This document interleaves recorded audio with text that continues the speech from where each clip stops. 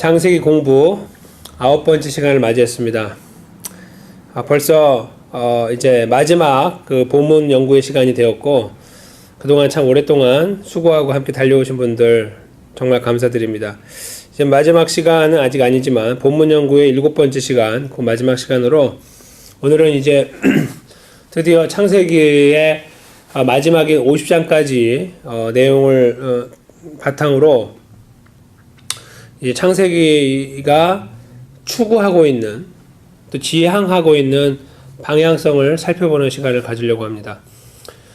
그리고 그것은 결국 야곱이라는 한 인물의 스토리가 아니라 사실은 이스라엘이라는 한 민족의 스토리였고, 결국 그 민족이 이렇게 형성되기까지 하나님께서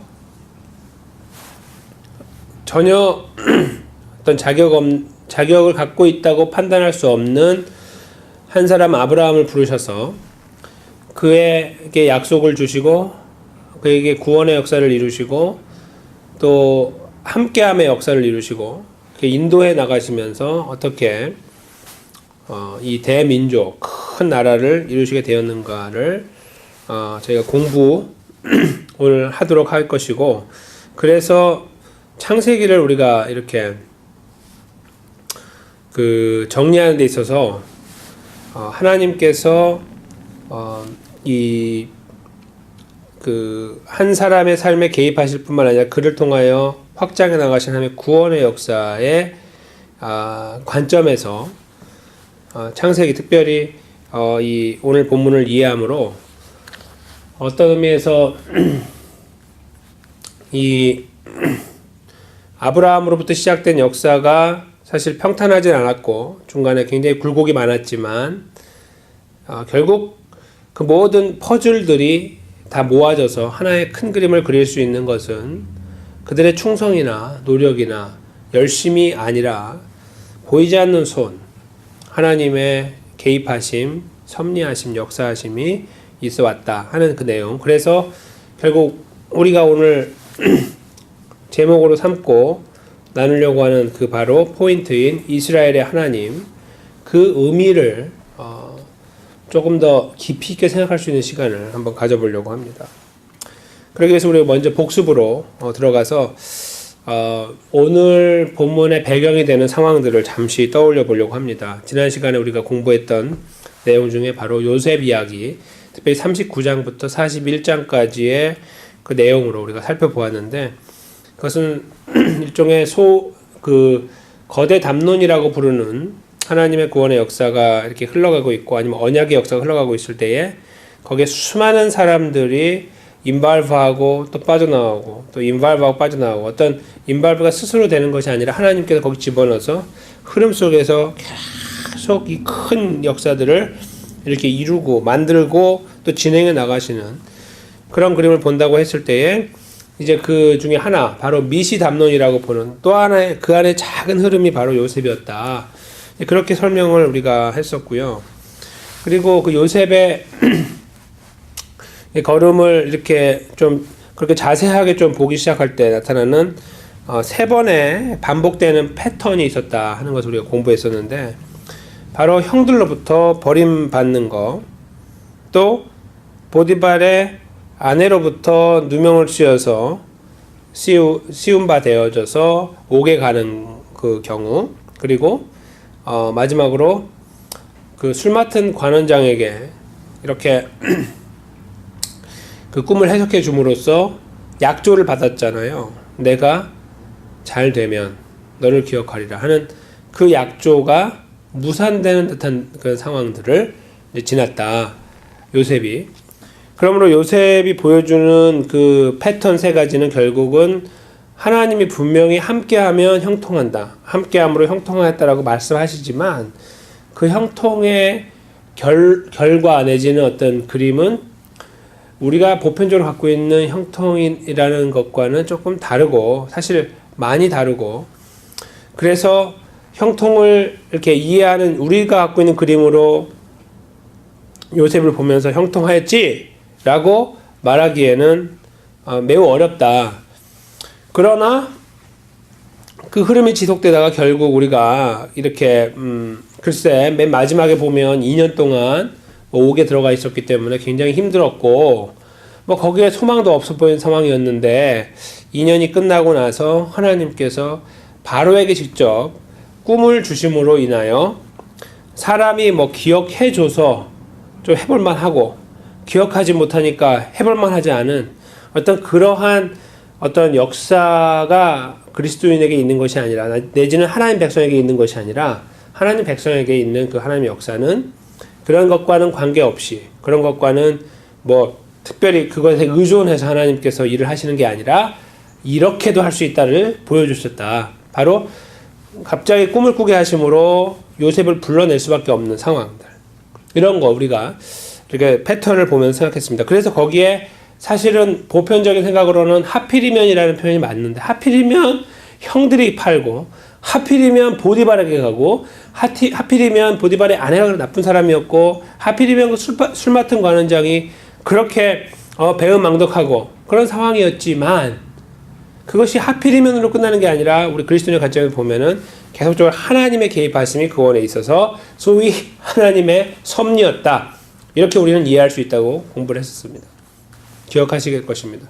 그래서 그 반복되어지는 그런 역사들을 놓고 우리가 생각할 때 굳이 그 어떤 그 떨어짐이 있으면 올라감이 있다라는 그런 식으로 생각하시면 별로 안 좋고요. 내가 떨어졌으니까 올라간다.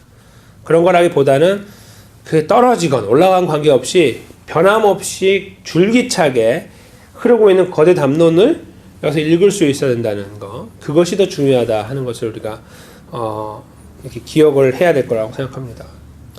다른 말로 바꾸면 요셉이 있잖아요. 3번 이런 패턴이 있었는데 4번 패턴, 10번 패턴이 있다고 한번 가정을 하고 마지막에 가서 그래서 뭔가 희망이 있을까? 하다가 뭐 한 5년 정도 누가 자기를 이렇게 좀 뭐 페이버를 주려고 했는데 잊었어. 그러다 결국 뭐 예를 들어서 창세기 뭐 여기는 지금 41장이지만 뭐 한 48장쯤 가가지고 요셉 이야기가 계속되는데 그 내용 중에 결국 그가 10년 5년 동안 이 요셉을 있다가 그가 죽고 나서 요셉도 죽었더라. 감옥에서 죽었더라 이렇게 끝날 수도 있다는 거예요. 그것이 지금 저희가 이 패턴을 보면서 기억해야 되는 되게 중요한 내용이라는 겁니다. 우리들의 생각에는 그렇지 않죠. 권선징악 반드시. 그리고 우리가 기대하는 게 있어요. 끝에 가서 해피 엔딩. 그렇지 않습니까? 왜냐하면 하나님의 이야기인데 어디 감히 하나님의 이야기가 슬프게 끝날 수 있으랴 이렇게 볼 수 있다는 거예요. 그게 우리가 가지고 있는 한계입니다. 우리가 이해하고 있는 이해의 폭이고 그 안에 머물러 있을 수밖에 없어요. 항상 우리는 그렇죠. 그러나 성경은 그러니까 너희가 이해하는 폭이 이만큼이니까 이만큼만 말한다 라고 하지 않고 그것을 넓혀서 계속 우리가 넓은 경지에 넓은 시야를 가질 수 있기를 원하고 있어요. 그래서 그 표현이 그렇게 나오는 거예요. 여호와께서 함께 하시니 그가 형통했다고 쓰고 있다는 거예요. 여기서 무슨 형통을 봅니까? 라고 하는 그 부분이 형통이었다는 거예요. 왜냐하면 하나님께서 그와 함께 하였기 때문에 하나님께서 그와 함께 하심으로 그가 순교당하였더라. 이거 어떻습니까? 이 표현. 하나님께서 요셉과 함께 하였으므로 요셉이 순교를 당하였더라. 하나님께서 어떤 선교사님과 함께 하였더니 그 선교사님이 순교를 당하였더라. 이거에 대해서 우리가 어떻게 생각합니까? 왜 하나님께서 함께 하셨는데 왜 순교했지? 쉽게 생각할 수 있는 패턴 아니겠습니까? 성경은 그렇게 보지 않아요. 결코. 하나님 함께 하심으로 순교 자리를 피하더라. 죽을 뻔했다 살아났더라. 뭐 굉장히 우리한테 맞다고 생각한단 말이에요.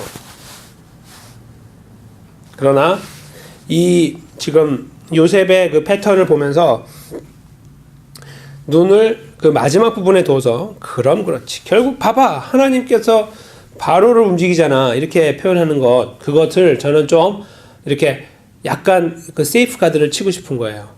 그렇게 점프해서 가지 맙시다. 그게 모든 것이 그렇게 끝나는 것이 아니기 때문입니다를 지금 제가 말씀드리려고 하는 거예요. 지금 하고자 하는 말씀은 그러므로 그냥 하나님이 함께 하심으로 형통한 것.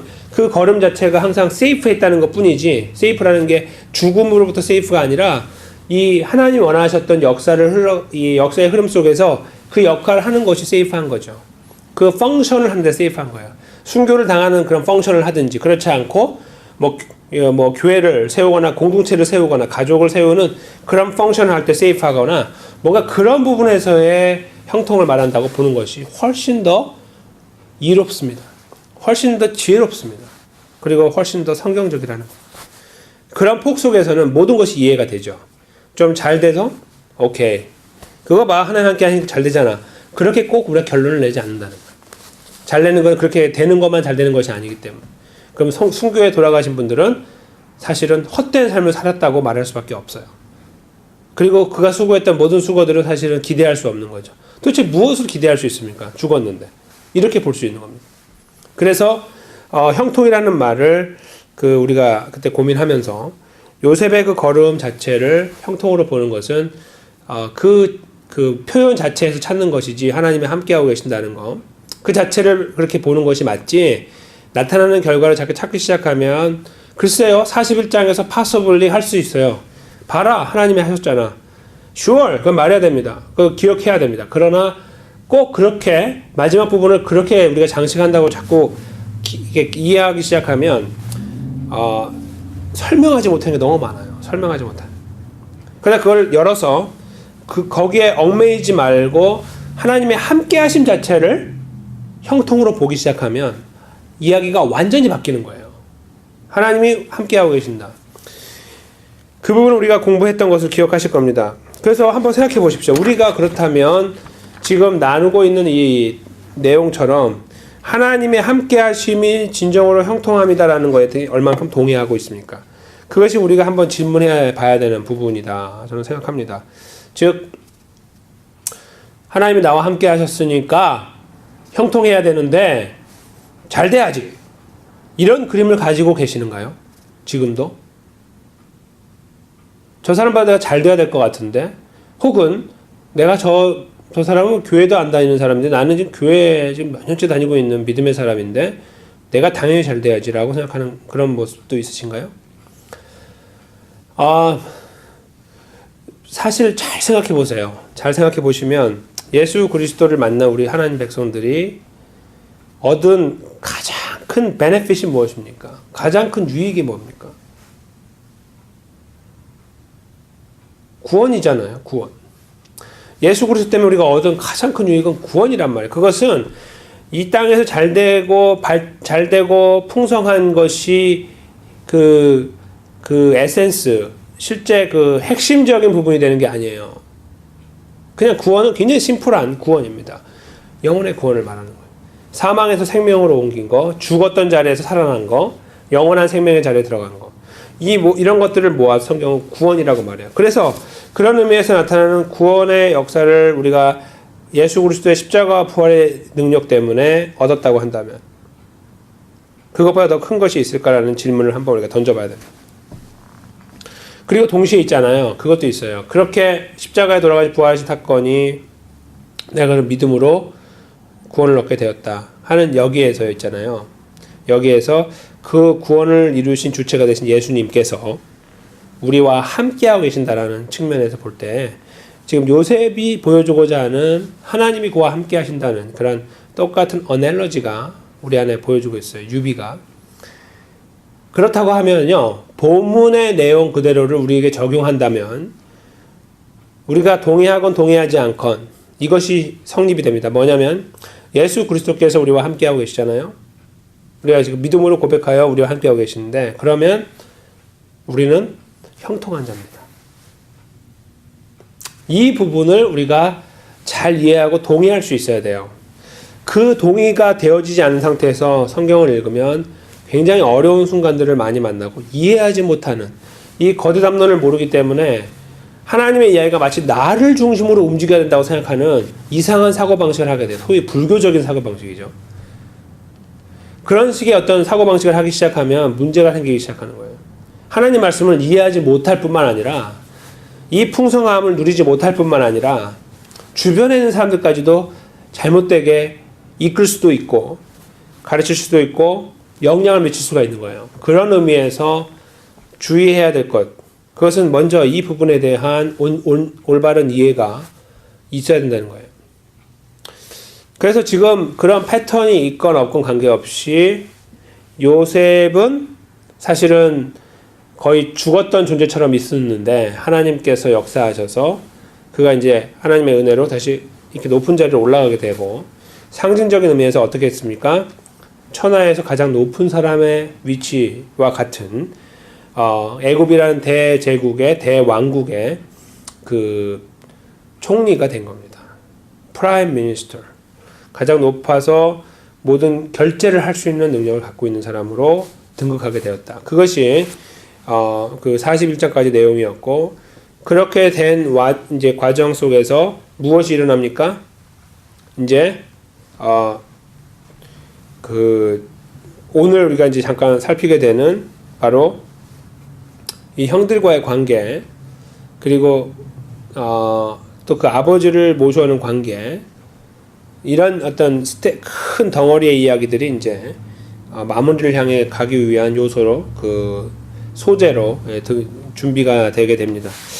그래서 우리가 이거 2페이지에 보시면은 이 사실은 지금 요셉의 걸음 속에서 이렇게 하나님 함께 하심이라는 것은 그렇게 썩 뭐 적어도 40장까지 보면 별로 이렇게 썩 이렇다 할 그런 그 역사는 안 보였지만, 잘 들여다 봤을 때 우리는 분명히 그 지금 우리가 나누었던 것처럼 그 하나님의 보이지 않는 손길, 그러나 굉장히 강력하고 또 굉장히 그 효과적이고 구체적인 그런 모습으로 영역 속으로 파고 들어와서 삶을 드라이브하고 있었다. 그렇게 환경을 만들었다는 것을 이렇게 보게 된다는 겁니다. 그래서 이런 이제 오늘 우리가 그런 바탕 속에서 오늘 상황을 봐도 그렇게 뭐라 그럴까, 그 프레임을 벗어나지 않고 있다는 것을 알게 돼요. 거기 내용에 이제 보시면 3페이지에 이제 이스라엘의 하나님을 살필 건데, 결국은 42장부터 50장 아니겠어요? 창세기. 거기에 이제 사실은 주가 되는 인물은 요셉이에요. 여전히. 왜냐하면 42장에 비록 아버지였던 야곱이 음식을 구하러 아들을 보내는 장면으로 시작하지만, 음식을 구하러 아들들을 보내는 야곱보다 계속 그 이야기를 이어받아서 주도적인 역할을 하고 있는 사람은 사실은 요셉이에요. 그래서 요셉이 지금 이 흐름을 이어받은 어떤 모습을 갖고 있어요. 아버지를 뒤를 이은 모습, 그리고 아버지가 어떤 의미에서 해야 되는 역할, 이제 자기 가족을 살려야 되는 역할을 아버지가 못할 때에 그 역할을 받아서 하는 어떤 그런 인물로 등장을 하는 거죠. 그렇게 볼 때에 요셉은 이제 계속 아직도 주인공의 역할을 하고 있다, 이렇게 말하는 것이 과언이 아니에요. 그러나 그렇게 이렇게 가고 있는 걸음 속에서 그러면 야곱은, 그의 아버지 야곱은 이제 드디어 역사의 뒤안길로 사라졌느냐라고 우리가 질문을 해볼 수가 있습니다. 그때 우리가 얻게 되는 답은 뭐냐면 사실 그렇지 않다는 겁니다. 그렇게 보이는데 뒤로 이제 물러나서 더 이상 없는 것처럼 보이지만, 이제 등장하기 시작하는 것이 42장에는 그가 이제 그를 보내는 것으로 펑션을 하는 것으로 등장하고, 그러나 시간이 지나면서 아들들이 이제 애굽을 왔다 갔다 하는 가운데 이제 그 아버지로서의 자기가 갖고 있던 이제 어떤 그 역할들 내지는 또 이 아들에 대한 사랑을 표현하는 아버지의 모습으로서의 그런 어떤 자존감들 같은 것, 그런 것들이 이제 요셉이 저쪽에 있습니까? 요셉이 모든 걸 주관해 나가는 게 아니라, 요셉은 저쪽 지금 야곱 저기 애굽에 있지만 지금 이 이스라엘 지역, 가나안 지역에 살고 있는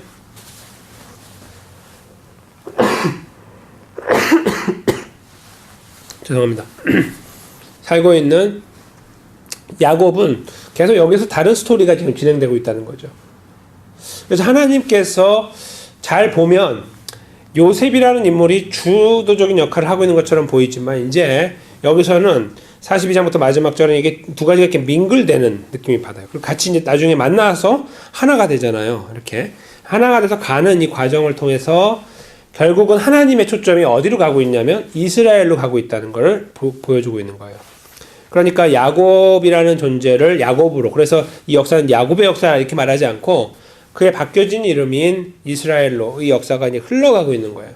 그 흘러감 속에서 브릿지 역할을 한 사람이 소위 브릿지 역할을 한 사람이 요셉이었다. 이렇게 우리가 프레임을 잡게 되는 거죠. 요셉이라는 인물을 타겟으로 중점적으로 보는 게 아니라 하나님이 그를 통하여 아브라함, 이삭, 야곱으로 이렇게 이어지면서 약속하신 그 언약이 이제 잠시 위협이 있었지만 브릿지를 통하여 넘어가서 결국은 더 큰 민족을 이룰 수 있는 그런 토대를 삼으셨다. 그러므로 하나님의 언약은 상실되어진 것이 아니라 지속적으로 이루어지고 있다. 바로 이것을 보여준다는 거죠. 그러니까 창세기가 결국 인물의 어떤 이야기를 나열하면서 위인전기처럼 있잖아요. 어떤 무용담처럼 영웅 이야기처럼 이렇게 쭉 그런 것들을 나열하고 있고 서로 비교해서 누가 더 낫냐, 우리가 누구를 본받을까 이런 것들을 고민하는 스토리라기보다는 사실 그것도 필요하지만 그것은 사실 이렇게 조금 중간 레벨 정도 된다고 볼 수 있어요. 성경을 이해할 때. 그러나 하나님께서 지금 여기에 전체 주인공의 역할을 계속 하고 계시는데 그 역할이 사람을 통해 어떻게 드러나고 있는지를 찾아나가는 과정. 그러므로 하나님께서 결국은 이스라엘이라는 나라를 여기까지 세우셔서 결국 출애굽하기 전까지 그 단계까지 이 모든 과정을 드라이브하고 계시는 거. 바로 이것을 읽어낼 수 있으면 그러면 이스라엘 하나님이 이해하는데 굉장히 도움이 된다는 거예요. 그래서 지금 여기에 제가 3페이지에 이제 적기 시작하면서 함께 나누기 원하는 그런 내용이 된다는 거예요. 그러니까 지금 여기에서 요셉이 주인공인가? 그거 어떻게 하고 있는가? 이것에 대해 너무 많이 이렇게 포커스를 둘 필요가 없어요. 동시에 그럼 야곱인가? 그것도 아니라는 거죠. 하나님은 이제 여기에서 이 어떤 큰 역사의 흐름을 잠깐 이렇게 쉼표를 찍어주는 느낌이 들어요. 이렇게 이러므로 이스라엘이 이렇게 만들어졌다라고 하는 하나님의 그 어떤 메시지를 여기서 읽을 수가 있다는 거예요. 그런 어떤 랩업하는 첫 번째 랩업하는 분위기예요. 그렇게 만드는 그 역사가 여기 지금 기록되어 있다는 거. 그렇게 우리가 이해하면서 그래서 요셉이란 인물이 만약에 중심이 돼가지고 그 관점으로 이렇게 바라보기 시작하잖아요. 그러면 다분히 요셉이란 인물이 행한 행동이나 어떤 그가 전략적으로 형들에게 질문하고 형을 보냈다 다시 잡았다 이렇게 하는 과정 있잖아요. 형들을 시험하는 테스트 자체가 보여주는 그 내용은 결국 요셉의 지혜가 출중하였거나 아니면 그가 굉장히 지혜롭게 처신하여 이 문제를 잘 딜했다라는 쪽으로 이야기가 몰아가게 되는 거죠. 그러면 그 이야기를 그렇게 읽다 보면 요셉이라는 인물 자체의 위대함에 대하여 더 많이 우리가 관심을 갖게 됩니다. 우리도 모르는 사이에. 그러나 이제 한번 그걸 보시는 거예요. 지금 형들은 그랬고 본인은 이렇게 질문했어요. 그럼 이 패스하는 과정에 형들의 변화 자체가 얼마만큼 영향을 미쳤느냐, 첫째로. 응? 첫째로는 그 요셉이 테스트한 테스트가 얼마나 중요했느냐. 둘째, 그것에 반응을 보여서 형들이 패스했다 하는 것이 또 얼마나 중요하냐. 이렇게 보면 하나님이 들어갈 곳이 없어요. 하나님은 어디에 어떻게. 그러나 그것을 바꿔서 봐야죠. 형들이 사실은 앞에서 보여준 전적에 따르면 그렇게 썩 신실하고 또 형제들을 사랑하는 그런 존재로 등장하기보다는 되게 이기적이고 자기중심적인 그런 모습으로 등장하는데 지금 여기 와서 비록 음식 때문에 지금 죄송한 표현입니다만 빌어먹고 있는 상황이라고 했기 때문에 그나마 이렇게 좀 더 저자세로 나왔는지 모르겠지만 그러나 저는 그렇게 생각하지 않는 겁니다. 그럼 그들이 변화됐느냐? 그것도 모르는 거예요. 그러나 변화됐건 안 됐건 지금 그들이 보이는 태도는 뭐냐면 상당히 신실한 모습이에요. 서로 짐을 같이 지려고 하는 모습도 이것은 사실은 하나님의 역사가 아니고는 불가능하다는 겁니다. 그런 어떤 이 메타 내러티브를 계속 보는 거예요. 그러면 왜 형들이 변해야 됩니까? 밥 얻어먹으려고요? No. 밥을 얻어먹는 게 중요한 게 아니라 지금 누구를 데려와야 되죠? 아버지를 모셔와야 돼요. 그리고 다 내려와야 돼요, 여기로. 그래야만 5년 동안 더 남아있는 흉년을 지날 뿐만 아니라 이제 하나님께서 약속하신 대로 이제 번성하는 그런 시간들을 이제 가질 수 있기 때문이에요. 그래서 그런 의미에서 볼 때에 지금 여기에 이렇게 뭐 요셉의 지혜로운 어떤 테스트, 근데 그거 형들의 어떤 패스, 이런 것들 있잖아요. 이런 요소들에 우리가 너무 이렇게 미시적인 안목으로 자꾸 보기 시작하는 것. 그래서 하나님의 어떤 역사를 자꾸 잃어버리게 되는 것은 매우 애석한 일이 될 수밖에 없다는 거예요. 그 부분에 대한 이해를 가지고 좀 더 우리가 본문을 봤으면 좋겠는데요. 제가 여기 적어드린 4번에 보시면 그래요. 야곱이란 분은 지금 사실은 바단 아람에서 돌아올 때에 분명히 하나님께서 야복강 나루에서 이름을 이스라엘로 바꿔주셨단 말이에요. 그러니까 바뀌어진 이스라엘이라는 이름을 가지고 살아가는 존재가 됐는데도 불구하고 그는 그것을 까맣게 잊었어요. 그러니까 창세기 35장은 그 부분을 지적하는 거예요. 다 잊고 살고 있는 그에게 하나님이 나타나셔서 탁탁탁 치시는 거예요. 야, 너 지금 뭐 하고 있냐 여기서? 라고 하시면서 네가 그때 나한테 약속했잖아 라고 하시는 거예요. 너 베델에서 약속한 거 잊었냐? 그래서 야곱이 버떡 정신이 들어가지고 그 식구들을 다 데리고 베델로 올라가요. 그래서 거기에서 본인이 약속한 대로 하나님 예배하고, 그리고 이제 거기에 다시 한번 하나님께서 그에게 언약을 주시는 거예요. confirm. 우리가 지난 시간에 그 부분도 살폈지 않습니까? 그런 과정을 통해서 사실은 이 스스로 이스라엘이라는 존재감을 아주 제대로 좀 모범적으로 가진 모습은 그에게 없었던 거예요. 그 야복강 나루가 그의 인생을 송두리째 바꾼 사건? No! 절대 아닙니다. 그는 그 자리에서 그 과정을 통하여 하나님을 만나고 하나님의 은혜를 체험한 것은 분명합니다. 그리고 하나님께서 그의 이름 바꿔주셨어요. 그의 존재를 바꾸기 원하신 하나님의 노력이 보여요. 그러나 그 노력에 걸맞지 않는 모습으로 사는 것이 사실 야곱의 모습이에요. 여전히. 왜 하나님 부르신 거야? 야, 지금 네가 지금 여기서 뭐 하고 있니? 빨리 올라와. 그래서 다시 하나님께 관계를 회복하고 이제 이 언약을 다시 주신단 말이에요. 그런 과정들이 사실은 다 은혜라는 거예요. 은혜. 그가 갖고 있는. 그래서 그렇게 은혜를 통하여 그가 하나님과의 언약의 관계를 계속 잊지 아니하고 이제 갈 수 있도록 이렇게 하시다가 결국은 지금은 창세기 이 부분에서는 42장부터 50장까지는 이렇게 혼동되어지고 있는데 결국 마지막에 가서 야곱이라는 이름이 사라지고 이제 이스라엘로 등장을 하면서 나라라는 어떤 개념으로 바뀌잖아요. 이제 그렇게 바뀌어 가는 거예요. 그게 이스라엘의 하나님의 역사의 핵심이 돼요. 이스라엘의 하나님이 이스라엘을 이렇게 만드시는 과정이 뚝딱 했더니 나온 게 아니라는 거죠.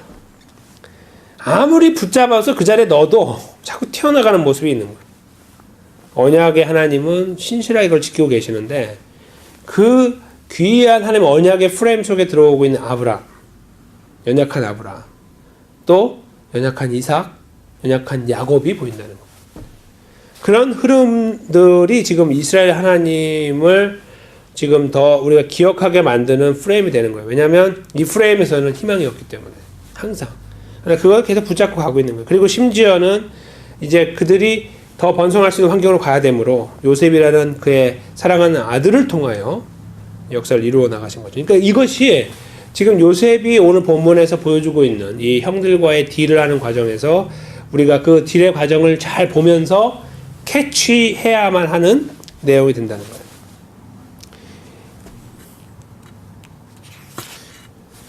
근데 그렇게 우리가 내용을 보면서 이제 한 가지 주목해야 하는 그런 내용이 있다면 바로 요셉의 고백이 아닐까 생각하는데요. 3페이지 6번에 보시면은 창세기 50장 19에서 20절 말씀을 기록했습니다. 이것은 지난 시간에 공부했던 내용이고 핵심이라고 제가 말씀드렸는데 바로 거기를 잠깐 보겠습니다.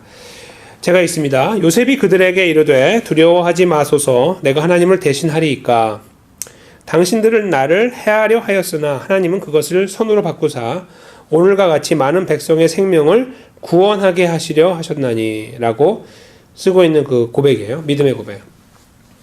하나님의 은혜로 나온 고백이죠. 사실은 요셉의 내공이 쌓여 나온 고백이라고 생각하지 마십시오. 하나님의 은혜입니다. 이것도 그가 하나님의 은혜로 이런 고백을 해요. 그러면서 그의 멘탈리티가 새로워졌다는 걸 보여줘요. 그것은 내가 참아야지, 내가 인내해야지, 내가 용서해야지라는 생각으로 자기를 단련했기 때문에 나온 것이 아닌 것을 알아요. 그것은 한 가지로 나왔어요. 이해로 나온 거예요. 이해, understanding. 무엇을 이해했냐면 하나님께서 하셨다는 거예요. 이 언약의 이 메타 내러티브를 바라볼 수 있는 눈이 열린 거예요. 그래서 내가 지금 여기 왜 있지? 형들을 퍼니시 하려고? No. 하나님께서 지금 당신들 포함한, 또 우리 부모님을 포함한, 즉 이스라엘 전체를 구원하시기 위하여 나를 여기 보내신 거다. 그래서 하나님께서 그 악을 선으로 바꾸어서 내가 오늘 이렇게 높은 자리에 있어서 여기서 내가 생명을 구원하는 일을 하게 됐는데, 이 하나님의 의도인데 내가 뭘 하겠습니까? 라고 이 어떤 큰 그림을 갖고 있는 사람의 진짜 멋있는 모습을 여기서 보여주고 있는 거예요. 그게 요셉의 이 고백 속에 있는데요. 바로 이것이 제가 조금 전에 설명드린 그 이스라엘의 하나님을 이해하는 프레임이 되는 거예요.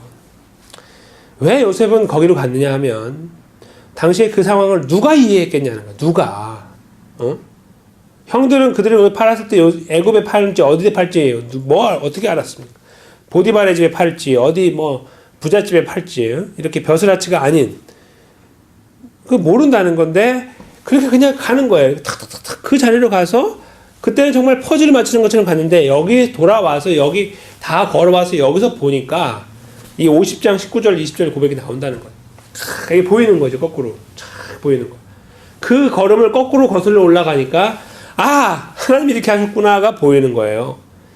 그러니까 이스라엘의 하나님, 이스라엘 하나님 찬양합니다. 우리가 찬양할 때 고백한 이스라엘 하나님. 그 이스라엘의 하나님이라는 말은 그러므로 정말 눈물겨운 이야기일 뿐만 아니라 정말 드라마 같은 그런 이야기이고 상상을 초월하는 구원의 역사이고 정말 성실하신 하나님의 언약의 그 완성을 이루어 나가시는 계속 그리로 달려가시는 하나님의 성실하신 걸음이 보인다는 거예요. 그것이 이스라엘의 하나님의 이름 속에 담겨 있는 것이다. 그래서 저희가 이렇게 찾아볼 수 있다는 거예요. 그래서 그런 과정을 통해서 결국 그 야곱과 그의 아들들이 이제 내려오게 돼요. 여기를 뭐지요? 여기 그 땅으로 내려오잖아요. 애굽으로.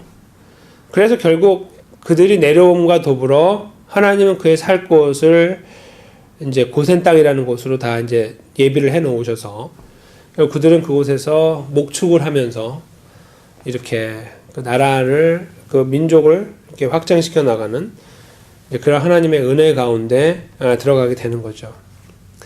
그래서 지금 이런 과정을 통해 볼 때에 하나님께서 이스라엘이라는 나라를 이렇게 이루시기까지의 역사에 핵심이 계시지 않았다면 이것은 정말 불가능한 이야기였구나. 이스라엘의 하나님, 이거는 그 하나님이 누구신지를 드러내는 그런 이름이구나.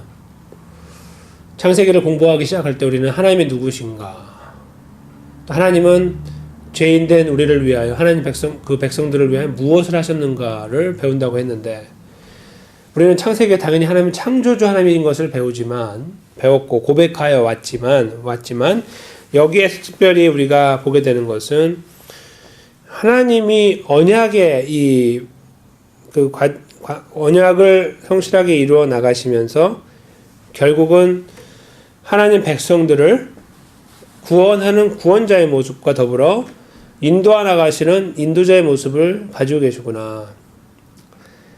그러니까 구원해 놓아서 여기 딱 놔두면 자꾸 또 여기 빠지는, 다시 붙잡아서 여기 넣으시는, 이리로 가면 다시 붙잡아서 집어넣으시는 그런 모습의 하나님으로 보여지는구나. 이것을 우리가 생각해 보게 된다는 거예요. 이런 과정을 사실은 이제 내려가는 그 애굽으로 내려가는 그 걸음에서 누가 느꼈냐면, 그러니까 그것을 이제 그 완전히 이해했다고 라고 말할 수는 없겠지만 야곱이요, 제가 지난 시간에 숙제 드린 것처럼 한번 고민해 보십시오. 그의 신앙 고백이 과연 야복강 나루였습니까? 아니면 그렇지 않을까요? 라고 제가 질문 드렸던 그 내용이 창세기 43장 14절에 나와요. 우리 페이지 4페이지에 7번째 항목에 있는데요. 중간 부분에 제가 읽습니다. 전능하신 하나님께서 그 사람 앞에서 너희에게 은혜를 베푸사 그 사람, 지금 요셉을 말하죠. 으로 너희 다른 형제와 베냐민을 돌려보내게 하시기를 원하노라. 내가 자식을 잃게 되면 이르리로다. 자식을 잃게 되면 이르리로다. 이렇게 고백하는 내용이 담겨 있는 겁니다. 이것은 그래 주님 가져가시면 내가 못한다. 나는 데려가기 원하지 않지만 하나님이 데려가시면 누가 막으리요? 라는 것이 이 고백 속에 담겨 있다는 겁니다. 지금까지 자기의 인생의 주인이 자기라고 생각하고 달려왔는지 몰라요. 항상 이 하나님이 나를 복 주신다는 것은 믿음으로 고백한 사람이었지만 삶의 정황을 보면 그렇지 못하는 부분이 상당히 많았던, 불안해하고 힘들어하고 잊고 살고 하나님을 막 그런 모습들이 민글되어 있는 사람, 바로 이 야곱이 베냐민을 보내는 순간에, 즉 요셉은 저기 살아있고 베냐민을 보내는 순간에 고백하는 거예요. 그래 하나님이 가져가시면, 잃어버리면 내가 무엇하리요? 그냥 하나님 가져가세요 해야지 라고 고백하는 거예요. 그래서 지금 아직까지 이 전체 메타 내러티브 자체를 이해하지 못하는 자리에 있는지 모르지만 요셉은 이미 이해했을 수 있고요. 아니면 50장에서 고백하는 것처럼 그때 이해할 수 있겠지만 그 걸음을 걸어 나가는 이 와중에 이 고백이 필요하다는 것이에요. 그래서 이 고백을 통하여 그 야곱은 이제 하나님께 이걸 내어 맡기는 사람으로 바뀌어지게 돼요. 완전히. 그래, 할 수 없다라고. 그런데 하나님께서 이제 그렇게 보내는 이제 그 과정에서 은혜를 베푸셔서 결국은 형들과 그 요셉은 그 형들 10명의 형들과 자기 동생 베냐민까지 해서 만찬을 함께 나누고 결국 이제 부모님을 불러오는, 초청하는 그런 단계에 이제 나아가게 되죠. 그런 관계로 나아가서 이제 결국 야곱이 내려와야 되는 상황이 됐을 때에 하나님께서 이 야곱을 만나셔서 만나신 자리에서 이제 네가 저 아래로 내려가는 것을 두려워하지 말아라. 내가 너로 거기에서 큰 민족을 이루게 할 것이다. 그리고 다시 나올 것이다. 큰 민족을 이끌고 나올 것이다. 이렇게 그 야곱에게 약속을 다시 주셔요. 그래서 야곱이 이제 크게 보면 세 번째로 하나님과의 컨택 속에서 하나님의 어떤 그 언약을 이렇게 듣는 그런 시간을 갖게 되는 거죠.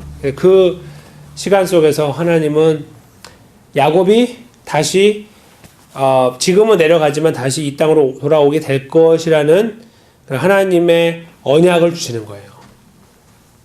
그에게 뭐 소망을 주고 이것보다는 언약을 주시는 거예요. 약속을. 그래서 결국 지금 그가 머물고 있던 땅은 아브라함 자기 할아버지, 그 다음에 아버지였던 이삭이 머물고 있던 땅인데요. 이렇게 뭐 헤브론 어간 이렇게 되는 거죠. 오늘날로 하면. 그러니까 그 당시에 헤브론이라는 지역 어간인데 거기에 있다가 내려와서 고센에 살다가 아주 큰 민족을 이루고 결국 많은 재물을 가지고 나가서 결국은 그 땅으로 가게 되는 거예요. 그러니까 원래 지금 애굽이라는 곳이 그냥 가서 머물러서 끝까지 죽어야 되는 곳이 아니라 지금 가지만 거기에서 너는 큰 민족을 이루어서 다시 나오게 돼서 어디로 오냐면 하나님 원래 정하신 땅으로 온다는 거예요. 이 그림을 한번 보세요. 하나님의 성실하심 보이지 않나요? 약속. 지금 아브라함에게 던진 말씀이에요. 사실은 내가 그때 너 헤브론 준다고 그랬는데 사실 실수였다. 야. 그리고 안 되겠어. 보니까 저기 저 위에가 더 좋아. 예루살렘 어떠냐? 저기 더 좋지? 뭐 이렇게. 여리고는 어떠냐? 이렇게 하지 않으시고 원래 그 처음에 막벨라고를 그 사고 이제 그 지역을 이렇게 장사지로 삼고 이렇게 그 안에 그 지역에 머물러 있을 그때에 하나님은 거기를 주신다고 했어요. 내가 너에게 주겠다. 이 땅을. 이 약속을 하셨단 말이죠. 그 하신 약속을 끝까지 붙잡고 계시는 거예요.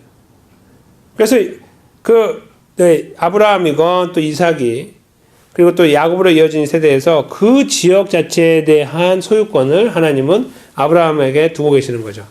그래서 아브라함이 그 땅에 지금 사실 없지만 그 후손들이 그 땅의 주인인 거예요. 원래 돈 주고 샀거든요. 그런데 보세요. 돈 주고 사서 땅이 됐는데 여기로 내려왔잖아요. 잠시만요.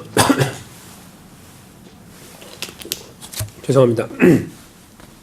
애굽으로 내려왔으니까 땅은 지금 어떤 법적인 절차를 따진다고 치면 누구 땅이에요? 야곱 땅이죠. 그 아버지 땅이니까 원래 돈 주고 샀고. 그런데 그래서 그런 의미에서 볼 때에 400년이 지나고 430년이 지나고 관계없이 그 땅의 소유권은 아직도 죄송합니다. 아직도 여전히 누구 겁니까? 아브라함 거예요. 그게 하나님이 가지고 계신 프레임이에요. 그쪽으로 보냈다가 다시 오는 거예요. 너의 본향으로 오는 거. 너의 원래 가야 된 곳으로 가는 거. 그것이 바로 하나님께서 이 야곱이 내려가는 과정에서 그에게 주신 언약이 되는 겁니다. 그래서 애굽은 영원히 살 것도 아니었고 당연히 그리고 그것은 그들의 어떤 터전이 되지 못했어요. 그곳에서 그들의 역할, 그들이 했던 것은 큰 민족을 이루는 하나님 약속대로 그 일이 이루어지게 된 거예요. 그리고 그들은 결국은 하나님의 은혜로 출애굽하여 약속의 땅에 들어가 그 지역을 다 차지하게 되고 특별히 헤브론 지역은 갈렙이라는 인물 유다 지파를 통하여 차지하게 되므로 그 하나님의 그 말씀하신 언약이 야곱에게 주신 그 오래된 400년이 넘는 언약이 이루어지게 된 거죠. 그렇게 보면 그런 식으로 이제 보면 결국 지금 현재 여기에서 야곱이 보이는 잃게 되면 잃을 것입니다라는 그런 고백이 굉장히 많은 어떤 의미를 부여해주고 우리에게 다른 말로 하면 하나님이 이렇게 하시면 할 수 없겠다는 하나님의 주권을 인정하는 상황으로 우리를 다시 한번 서게 만들어주고 동시에 그 요셉이 50장 19절 20절에 던진 그런 고백처럼 만약에 정말 그런 고백으로 바라볼 수 있다고 한다면 이 걸음을 쭉 인도해 나가신 하나님의 놀라우신 역사하심들을 그 주권적인 역사하심들을 또 거기서 우리가 정확하게 읽을 수가 있다는 거예요. 그러니까 어렴풋하게 내지는 내 것을 하나님께 그냥 드리는 그런 야곱의 모습이라고 하면 요셉은 이제 그런 패턴을 조금 다른 패턴에 다른 측면에서 하나님의 주권이 우리를 이렇게 인도하신다라는 그런 고백을 던지고 있구나. 그 두 가지가 여기에서 이렇게 잘 접목이 되는 것을 보게 된다는 거예요. 야곱의 고백에서 요셉의 고백에서 그런 의미에서 이제 50장까지 우리가 흘러오는 걸음에서 우리는 이스라엘의 하나님이라는 그 존재가 가지고 계시는 그 이름값은 정말 대단하구나. 우리가 상상으로 이렇게 만들어내서 또 어떤 그 몇 대에 걸친 어떤 작업을 통해서 이룰 수 있는 그런 프레임이 아니라 때로는 매우 인간적인 방법처럼 보이고 때로는 매우 신적인 방법처럼 보이는 그것이 잘 조화를 이루어서 도무지 어떤 부분에서 어떻게 우리가 그 이야기를 끼워 맞추고 예상해야 될지 모르는 방법으로 하나님의 메타 내러티브가 이 언약의 역사가 흘러가고 있다. 쫙. 그것을 볼 수 있다는 겁니다. 그것이 바로 이스라엘 하나님이라는 거죠. 이스라엘 하나님, 그래서 그 이름 이스라엘의 하나님이라는 이 그 7마디 이스라엘의 하나님 8마디는 이 마디가 갖고 있는 의미는 어떤 의미에서 성경 전체를 커버하는 내용이 될 수도 있는 거예요. 왜 그러죠? 우리가 바로 영적인 이스라엘이기 때문입니다. 하나님 우리를 부르신 작업과 우리를 부르시는 과정과 그런 그 안에서 역사하심은 사실 이스라엘 지금 여기 야곱이었던 이스라엘 그 야곱을 부르시고 계속 그의 삶을 주관하고 나가시는 이 과정 속에서 나타나는 거 못지않게 기적 같은 역사입니다. 어떤 분들은 그럴 수 있어요. 저는 태어나면서부터 모태신앙이었습니다. 특별히 이렇다 할 변화를 경험하지 못했습니다라고 말할 수 있습니다. 충분히 그럴 수 있습니다. 어떤 분은 저는 믿지 않는 가정에 태어나서 지금까지 하나님의 은혜를 많이 경험하고 내가 어찌 하나님의 은혜 가운데 구원받았는지 항상 감사하고 있습니다라고 말할 수도 있습니다. 그러나 어느 편에 있든지 관계없이 오늘 우리가 본문을 공부한 사람의 입장에서 창세기를 공부한 사람의 입장에서 생각한다면 하나님께서 우리를 어떠한 모양이든 부르셨던 그 부르심이라는 것은 무조건적이었다는 거예요. unconditional 하다는 거죠. 컨디션을 가지고 부르지 않고 컨디션이 없이 부르신 거예요. 거기에 하나님의 은혜가 있는 겁니다. 그걸 부르시고 나서 우리가 그러면 이렇게 멋있게 정로를 잘 달려갑니까? 삐뚤삐뚤하지 않고 항상 똑바로 가요? 삐뚤삐뚤 넘어지고 삐딱거리고 넘어지고 또 다른 사람 발 걸기도 하고 막 이렇게 가고 있는데 그런 과정 속에서도 여전히 변함없이 우리를 붙잡아 주시고 계시는 분, 우리가 우리 되게 하시는 분, 우리가 하나님의 존재로 하나님의 자녀의 존재로 살아갈 수 있게끔 하시는 분. 그래서 결국은 이 하나님 우리를 향해 하신 언약을 그대로 지켜나가시는 분, 바로 그 하나님께서 우리와 함께하고 계시기 때문 아닙니까? 우리는 그 하나님을 찾아야 됩니다. 바로 그런 의미에서 볼 때 오늘 본문에서 이스라엘 하나님이라는 것은 사실 나의 하나님이 되는 거죠. 예수 그리스도, 참 이스라엘이었던 예수님, 그 참 이스라엘, 즉 대표적인 존재인, 그러니까 이스라엘을 대표하는 분이셨던 예수 그리스도께서 영적인 이스라엘, 십자가에 돌아가시고 부활하심으로 완성하신 구원의 틀 속에 우리가 들어가게 된 거예요. 왜요? 우리는 믿음으로 그분을 고백하였고 믿음으로 그분과 연합하였기 때문에. 그분이 이루신 구원의 자리에, 새로운 신분의 자리에, 영적인 이스라엘의 자리에 세워졌어요. 그리고 우리는 이 세상을 그렇게 살아갑니다. 오늘 본문에서 쭉 보면서 이 사람 참 이렇게 했구나 저렇게 했구나 보는 거와 같은 모습으로 하나님 백성의 새로운 자리에서 살아가고 있는 거예요. 그리고 그들이 넘어지는 것처럼 넘어지고 있다는 거예요. 하나님의 성실하심은 이 본문 속에서 우리가 이스라엘의 하나님이라는 것을 활짝 펼쳐서 이해할 때 너무너무 놀랍고 아름답고 광대한 것처럼 우리의 삶에 개입하셔서 우리 삶을 지키시고 인도하시며 우리가 그걸 활짝 펼쳐갖고 거꾸로부터 쫙 보기 시작할 때 수많은 하나님의 놀라운 역사들이 우리 삶 속에 자국을 남기고 있구나를 우리가 보게 될 때 우리는 다시 한번 우리를 향한 하나님의 놀라우신 은혜와 사랑을 경험하게 될 거예요. 그런 자리에 우리가 서야 하는 그런 당위도 있을 뿐만 아니라 그런 욕심이 있어야 되겠다 생각합니다. 그냥 내가 하나님 백성으로 부름받은 이 자리에서 대충 살다가 하나님의 나라에 가는 것으로 삶의 의미를 부여하지 마시고 그것이 나를 붙잡고 계신 그 하나님은 사실 지금 성경에서는 디테일한 것이 상당히 약하잖아요. 어떤 의미에서. 물론 디테일하지만 우리가 일기 쓰는 것보다 디테일합니까? 그렇지 않잖아요. 그래서 우리 삶을 돌아보면서 그 디테일을 찾을 수 있다면 우리는 더 풍성한 하나님을 볼 수 있는 거예요. 놀라운 하나님을. 그것이 우리가 함께 고백하고 고민하고 또 하나님의 은혜를 구해야 되는 부분이 아닐까 그런 생각을 해봅니다. 이제 우리가 시간이 갔으므로 1차 읽기 하고 2차 읽기 잠깐 하면서 마치도록 하겠습니다. 우리 1차 읽기 잠깐 보시면 제가 예를 든 거는 창세기 49장 29절에서 50장 14절인데요. 여기 이제 나눠드린 핸드아웃 4페이지 마지막 부분에 나와요. 제가 이제 한번 시작해 볼게요. 본문을 읽을 때 알게 되는 중요한 사실, 의미 있는 사실이 있는가? 이제 제가 제가 그냥 갖고 있는 답변이래요. 야곱은 죽을 때 아브라함과 이삭이 묻혀있는 땅에 함께 묻히기 원했습니다. 그 이유는 하나님께서 가나안 땅이 아브라함과 그의 후손에게 주신 땅임을 증거하기 위한 방편으로 주신 상징적인 땅이 막벨라 굴이기 때문이었습니다. 아까 제가 잠깐 설명하면서 뒷부분에 말씀드린 내용이 여기 지금 다 적혀 있습니다. 제가 여기에 이제 있기 때문에 아까 그 어떤 땅의 개념하고 여기 연결되는 부분이죠. 땅의 개념 함께 연결해서 이해하시면 좋겠는데요. 그래서 결국은 그 땅으로 가는 어떤 그런 하나님의 약속을 여기서 경험하게 돼요.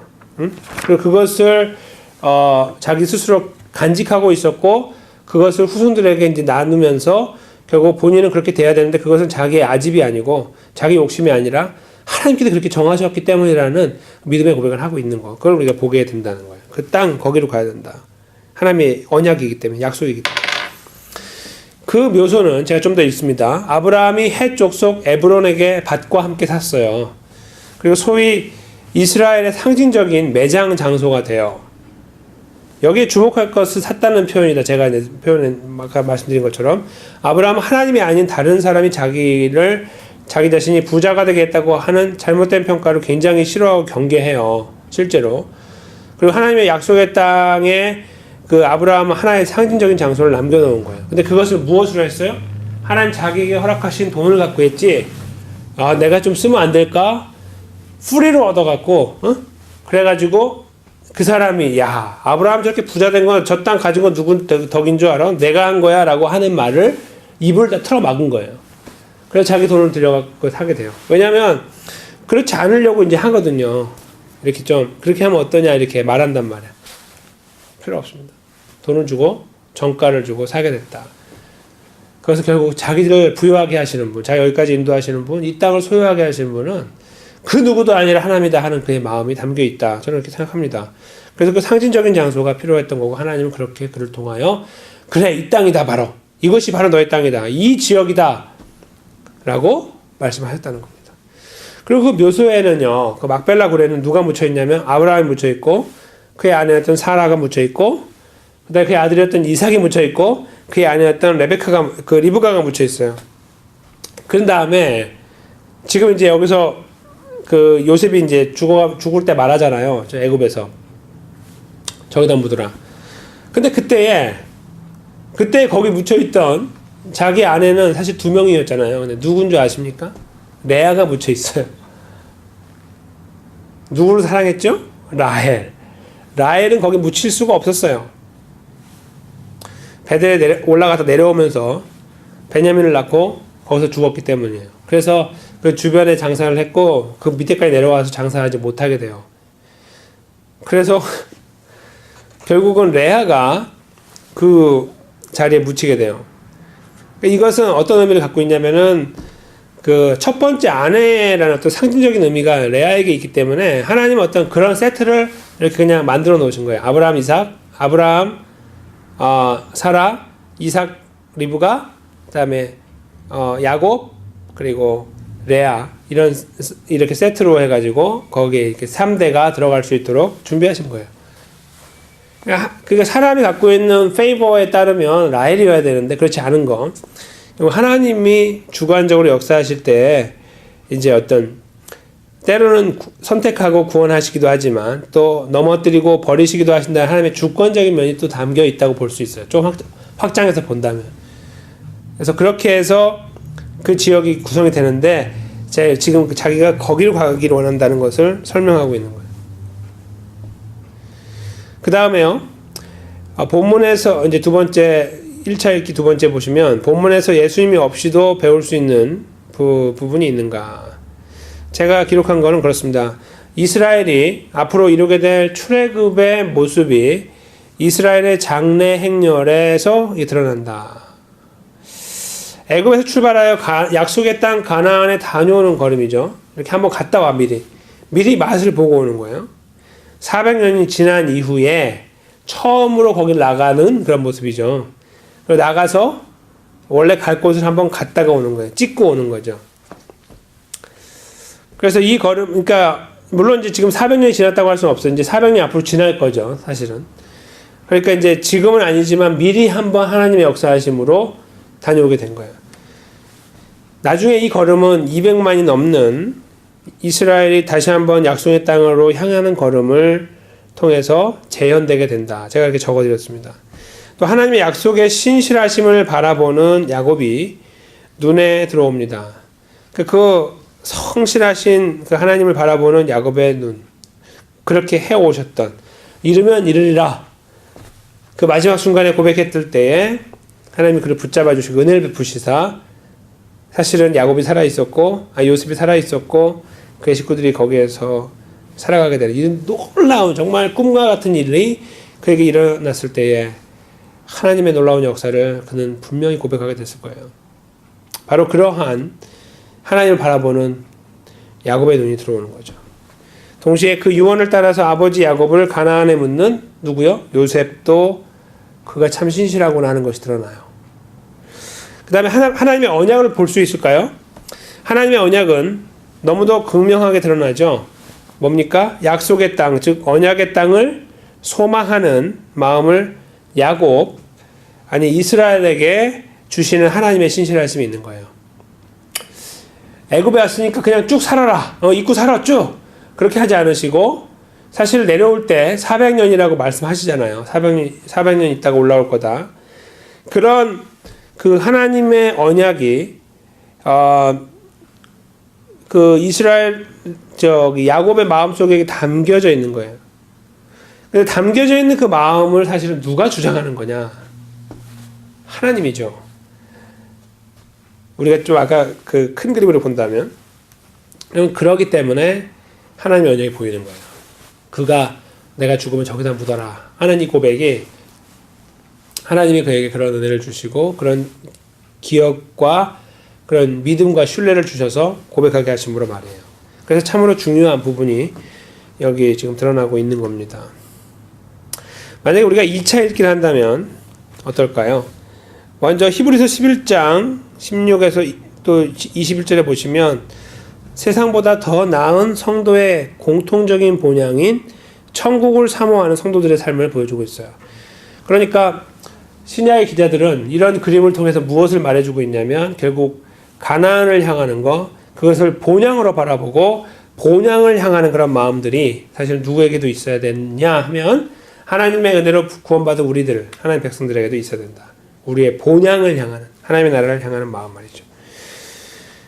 그 다음에 마태복음 8장 11절에 보면 이제 언약의 하나님으로 아브라함, 이삭, 야곱의 하나님, 그리고 또한 그 구원의 자리에 함께 있게 될 많은 비유대인들이 이제 설명이 돼요. 그러니까 언약의 그 틀 속에 하나님의 은혜로 말미암아 이방인들이 들어오는 그림을 묘사하고 있다는 거예요. 또 누가복음 1장 33절에 의하면 예수님께서 이스라엘의 왕이 되신다. 이런 표현을 지금 통해서 이스라엘이라는 나라의 왕은 하나님이셨는데 영적인 이스라엘의 왕, 우리가 예수 그리스도로 또 물론 하나님이지만 그렇게 이제 누가복음 1장 33절이 기록하고 있고 또 사도행전을 기록한 누가가 7장 12절에서 16절에 보면 이스라엘의 애굽에 내려간 그 경위를 또 설명을 하고 있어요. 스데반 집사님의 설교 내용 속에 있는 거죠. 그래서 거기 쭉 내려갔다가 쭉 나오게 되고 하는 이런 어떤 역사의 그 틀 속에서 그 복음을 전하고 있는 거예요. 근데 그 역사를 왜 설명하냐면 거기 모인 사람들은 다 이스라엘 사람이니까 그걸 알고 있는 사람들이니까 그들과 공감대를 형성하고 동시에 이 내용은 무엇을 말하려고 기록되어 있냐면 왜 거기 내려갔다 왔고 그리고 왜 왕조를 지나왔고 왜 이렇게 범죄하였고 그걸 하면 은혜 가운데 살아나게 되고 하는 과정이 있었냐 하면 그것은 바로 예수 그리스도를 기대하고 결국 예수 그리스도로 말미암아 구원을 이루기 위함이고 그래서 이 흐름 속에서 인간의 연약함과 부족함이 보이지만 결국 하나님의 능력으로 예수 그리스도가 오셔서 우리가 그렇게 고대했던 구원의 완성을 이루어 주셨다 하는 것을 말하기 위함이었습니다. 신약의 사건과 유비를 이루는 것이 없는지 한번 보겠습니다. 부활의 첫 열매가 되신 예수님이 보일 수 있습니다. 왜요? 첫 열매가 되신 예수님. 거기 한번 볼까요? 어떻게 제가 적어드렸습니다. 본문에서 가나안 막벨라 굴에 장사되기 원했고 장사되어진 야곱. 곧 이스라엘은 다른 말로 하면 예수님 안에 있는 하나님의 백성, 우리들 말하죠. 우리는 이스라엘이 앞으로 400년 후에 약 400년 후에 이루어질 출애굽의 첫 열매가 된 것처럼 예수님께서도 죽은 자들 가운데서 살아나셔서 하나님 백성의 부활의 첫 열매가 되신 거죠. 그런 의미에서 부활의 첫 열매 되신 예수님이 여기서 등장하고 있습니다. 우리가 볼 수 있습니다. 그 유비를 찾을 수가 있어요. 아, 그렇구나.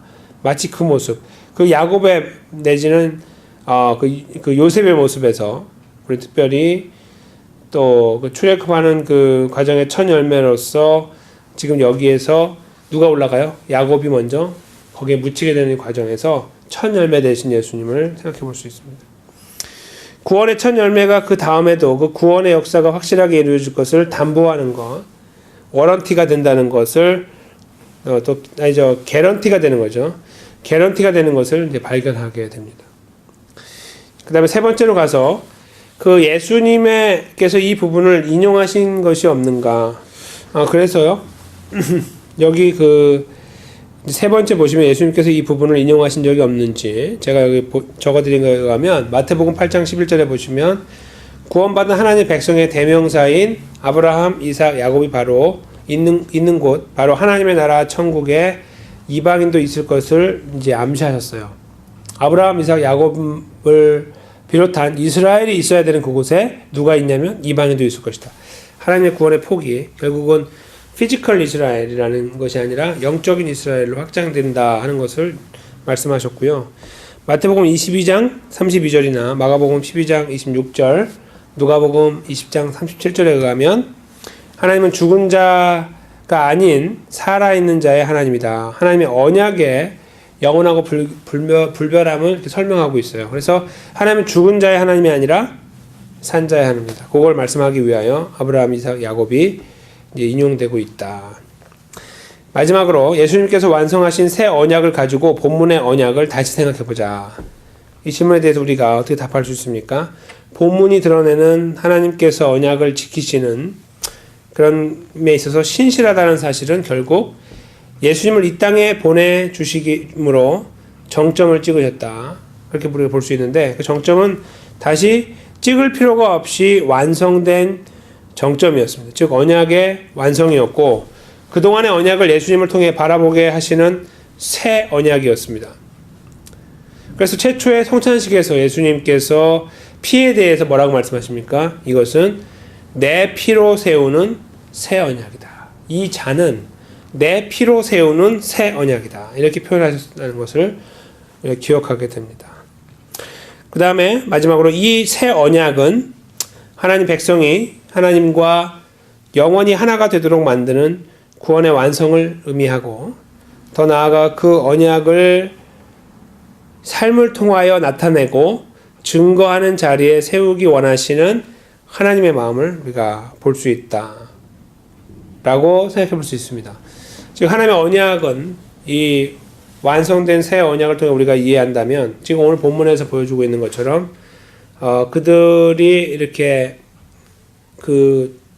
특별히 야곱이 이제 요셉 비롯한 후손에게 자기를 그곳에 묻어 달라라고 하는 이 과정을 통해서 하나님의 언약이 흐르고 있는데 그것이 비록 지금 여기 지금 애굽이라는 그런 상황 속에 있지만 그러나 하나님께서 이것을 이루셔서 완성하실 것이고 그 완성된 그 자리에 우리가 세워지게 될 것이다. 바로 저 가나안 땅에서 말이다 하는 그러한 그의 믿음이 여기서 보인다고 한다면 그 예수 그리스도께서 결국 사실은 그 주자가 되셨다는 거죠. 그 펑션을 하신 거예요. 결국은 가나안 땅에 들어가지만 어떻게 됩니까? 거기서 그러면 정말 모험적인 하나님 백성으로 살아갑니까? 들어가자마자 또 타락합니다. 그런 인간의 역사, 업앤다운 있는 역사는 결국은 계속해서 그 역사를 반복할 수밖에 없으면서 누구를 의지하고 누구를 바라보고 누구를 요청하고 요망하게 됐냐면 바로 예수 그리스도인 거예요. 여기서 지금 말씀드린 것처럼. 그래서 언약이라는 것은 완성자가 필요한데 그래서 새 언약을 이루셔야 되는데 그 새 언약을 이루신 그분은 사람이 아니라 즉 우리가 아니라 하나님이시지만 우리가 되셔서 오신 예수 그리스도로 말미암습니다. 그것을 우리가 본문에 찾아볼 수 있을 것입니다. 시간이 좀 지났습니다. 우리가 오늘 나누었던 그 내용은 결국은 하나님 메타 내러티브 안에서 언약이라는 메타 내러티브 안에서 이 창세기가 쭉 진행되고 있는데 거기에 등장하고 있는 요셉 그리고 그는 어떤 주도적인 역할을 한 인물처럼 보이지만 사실은 그도 아니고 또 동시에 그에 걸맞춰서 상당히 멋있는 고백을 던지는 야곱 이런 분들이라기보다는 사실은 그들을 통하여 계속해서 보여주고 증거하시는 하나님의 성실하심 즉 언약의 하나님 되시는 것을 말해주고 있다는 겁니다. 좀 더 크게 보면 이 흐름의 주인공은 이스라엘의 하나님이시고 이스라엘의 하나님이시라는 것은 한 명 한 명 지나며 이 언약을 끝까지 지키시고 완성하시고 이루어 나가시고 세워 나가시는 전능하신 하나님께 있다 하는 것을 우리가 이제 생각해 보게 됩니다. 저는 저희들이 그러한 시각을 가지고 창세기를 다시 한번 읽을 수 있는 그런 시간이 있으면 좋겠고요. 그리고 다음 시간에 이 내용을 이제 맞춰갈 텐데요. 마칠 때에 몇 가지 미셀러니아스 한 거 그런 것들을 좀 나누기도 하겠지만 우리가 원래 처음에 목표했던 창세기 공부할 때 시작할 때 목표했던 것들을 우리가 얼마만큼 소화하고 이해하고 있는지 함께 생각할 수 있는 시간을 가지려고 합니다. 네, 그동안 오늘까지 또 수고 많으셨고요. 우리 함께 기도하고 마치도록 하겠습니다.